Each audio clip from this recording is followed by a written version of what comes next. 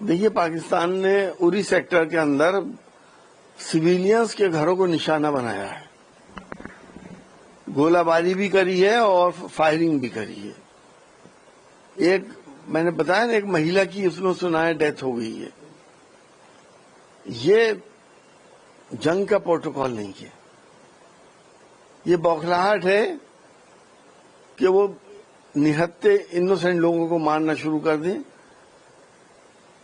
ظاہر سی بات ہے، ہم بھی جواب دیں گے، لیکن ہماری کچھ پرمپرائیں ہیں۔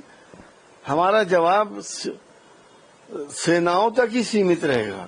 ہم نے ابھی تک کسی سویلین کو نہیں مارا۔ دیکھیے، ہمارے پردھان منتری جی بھی یہی بات کہتے ہیں کہ جنگ کسی مسئلے کا حل نہیں ہے، ہمیں ٹیبل ٹاکس کرنی چاہیے، لیکن جہاں پانی سر سے اوپر گزر جائے تو بھارت کے ناگرکوں کا وحشیانہ طریقے سے خون کیا جائے، مانگوں کا سندور اجاڑ دیا جائے، تو ہمارے ہاتھ تو پیچھے بندھے ہوئے نہیں ہیں۔ اس کا بدلہ تو لیا ہی جائے گا ان آتنکوادیوں سے۔ ہم آتنکوادیوں سے بدلہ لے رہے ہیں، ہمیں پاکستان کی ملٹری سے تو کوئی بدلہ نہیں لیا، ہمیں پاکستان کے سویلین سے تو کوئی بدلہ نہیں لیا۔ اگر آتنکوادیوں سے بدلہ لے رہے ہیں تو کیا پریشانی ہے؟ یقینی طور پہ سارے ہی لوگوں کا یہی مت ہوتا ہے کہ ٹیبل ٹاکس ہونی چاہیے اور مسئلے کا ایک پرماننٹ حل نکلنا چاہیے۔ دیکھیے، اس میں ہم سب یہی چاہتے ہیں کہ اس کا حل نکلے۔ یدھ کوئی حل نہیں ہے۔ یدھ جب تک بھی چل رہا ہے، جو لوگ بہت لمبی لمبی باتیں کر رہے ہیں، آخر میں پٹنے والا وہ کرے گا جو کچھ اس کے پاس ہوگا استعمال کر دے گا۔ تو کہیں خدا نہ کرے اب ایٹامک وار نہ شروع ہو جائے، پھر انسانیت تباہ ہو جائے گی دونوں ملکوں میں۔ ان کا تو صفائی ہو جائے گا، نقصان ہمیں بھی ہوگا۔ ہم ریئلسٹک دنیا میں جیتے ہیں، اور ہمارے پردھان منتری جی کبھی نہیں چاہتے تھے کہ یدھ ہو، لیکن مجبوراً یہ قدم اٹھانا پڑا۔ اگر پاکستان کے پردھان منتری ان سے بات کرنے کی کوشش کرتے ہیں تو میں سمجھتا ہوں ہمارے پردھان منتری ان سے ضرور بات کریں گے۔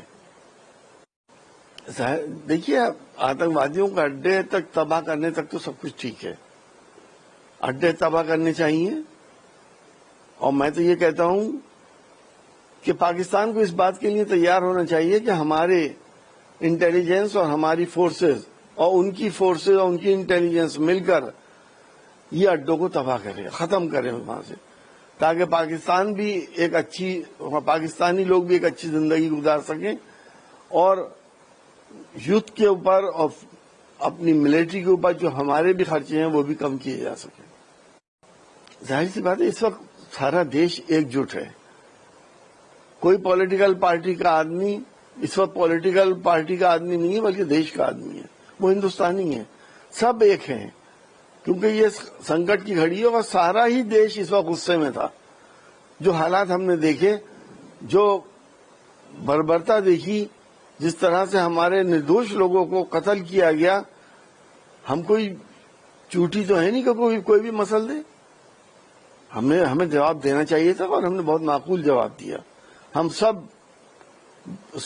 اپنی سینا کے ساتھ اور سرکار کے ساتھ سب لوگ کھڑے ہیں۔